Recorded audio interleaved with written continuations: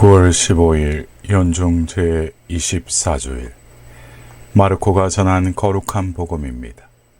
그때 예수님께서 제자들과 함께 가이사리아 필리피 근처 마을을 향하여 길을 떠나셨다.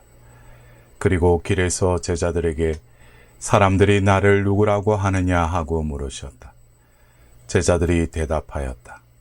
세례자 요한이라고 합니다. 그러나 어떤 이들은 엘리야라 하고 또 어떤 이들은 예언자 가운데 한 분이라고 합니다. 예수님께서 다시 그러면 너희는 나를 누구라고 하느냐 하고 물으시자 베드로가 스승님은 그리스도이십니다 하고 대답하였다. 그러자 예수님께서는 제자들에게 당신에 관하여 아무에게도 말하지 말라고 엄중히 이르셨다. 예수님께서는 그 뒤에 사람의 아들이 반드시 많은 고난을 겪으시고 원로들과 수석사제들과 율법학자들에게 배척을 받아 죽임을 당하셨다가 사흘 안에 다시 살아나셔야 한다는 것을 제자들에게 가르치기 시작하셨다. 예수님께서는 이 말씀을 명백히 하셨다. 그러자 베드로가 예수님을 꼭 붙들고 반박하기 시작하였다.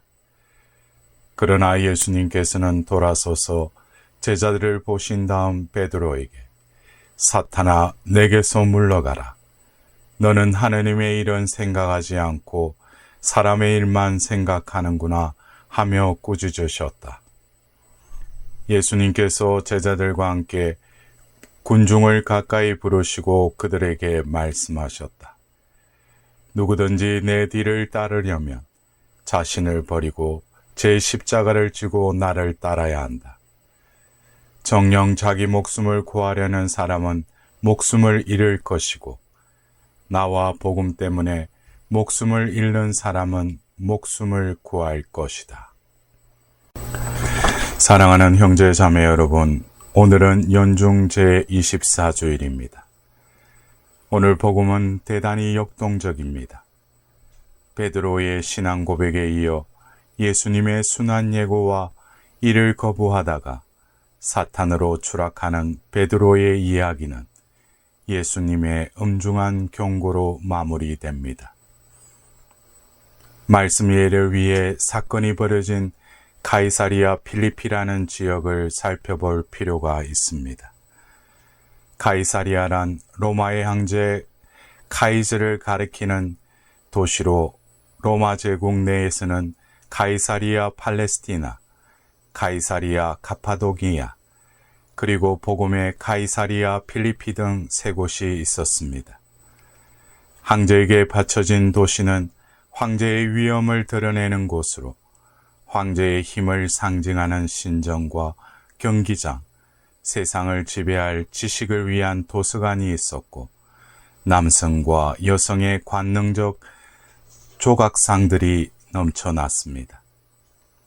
힘과 지식과 관능을 추구하는 도시 한가운데에서 예수님과 제자들의 행색이 어떠했을까요? 아마도 떠돌이 시골 사람들로 남루하고 주눅이 든 모습이었을 것입니다.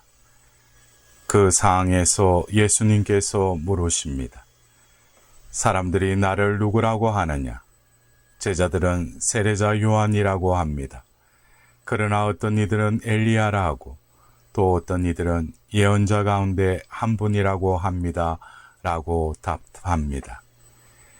그 대답에는 예수님 당신은 황제의 도시에서 위용을 자랑하는 신전의 신이 아닙니다. 지성이나 예술이나 힘의 결정체인 황제와 거리가 먼 분입니다. 사람들의 눈에는 그저 로마 식민지 치하의 궁핍한 유다인 예언자들 가운데 한 분처럼 초라하게 보입니다. 라는 의미가 담겨져 있습니다. 예수님께서 다시 너희는 나를 누구라고 하느냐 하고 물으시자 베드로가 스승님은 그리스도이십니다. 라고 대답합니다. 그리스도란 머리에 기름을 부음으로써 왕으로 축성된 사람을 이르는 말입니다. 베드로의 대답은 사람들에게는 당신이 신도 황제도 아닌 초라한 유다인 예언자로 보일지라도 내게는 당신이 황제와 비할 데 없이 지고하신 하나님의 아들로서 하나님께서 기름을 부어 세운 왕이며 나의 구원자이십니다라는 고백인 것입니다. 예수님께서 하나님의 축성을 받으신 왕이기에 황제보다 높은 분이라는 의미가 담긴 이 고백은 예수님의 제자로서 스승님께 드리는 최고의 고백이었습니다. 이 고백을 들으시고 예수님께서는 사람의 아들이 반드시 많은 고난을 받고 배척을 받아 죽임을 당하였다가 다시 살아나야 한다고 당신의 순환을 예고하십니다. 투쟁을 통해 힘센 이가 승리하는 황제의 길이나 세상의 방법과는 전혀 다른 하나님의 구원 방법의 예고입니다. 권력을 누리는 왕이 아니라 고난을 받는 종의 길, 사람들의 한호를 받는 영웅이 아니라 배척을 받는 죄인의 길, 풍요롭고 호사로운 길이 아니라 죽기까지 자신을 내어주는 가난과 희생의 길이 당신께서 가실 길임을 그러자 베드로가 예수님을 꼭 붙들고 반박하기 시작하였습니다. 복음은 이어집니다. 여기에서 반박하다라는 동사는 꾸짖어 충고하다라는 뜻입니다. 베드로가 예수님을 꼭 붙들고 꾸짖습니다. 왜 죽을 생각을 하느냐? 정신 차리자. 당신은 힘센 왕이 되시고 그래서 나도 좀 잘 살아보자 라는 갈망의 표현입니다. 그러나 예수님께서는 사탄아 내게서 물러가라. 너는 하나님의 일은 생각하지 않고 사람의 일만 생각하는구나 라고 일갈하십니다. 이 말씀은 돌아서서 제자들을 보신 다음 베드로에게 하신 말씀이라고 복음은 전합니다. 베드로만이 아니라 제자들 모두에게, 주님을 따르는 이들 모두에게 이르시는 말씀이라는 의미입니다.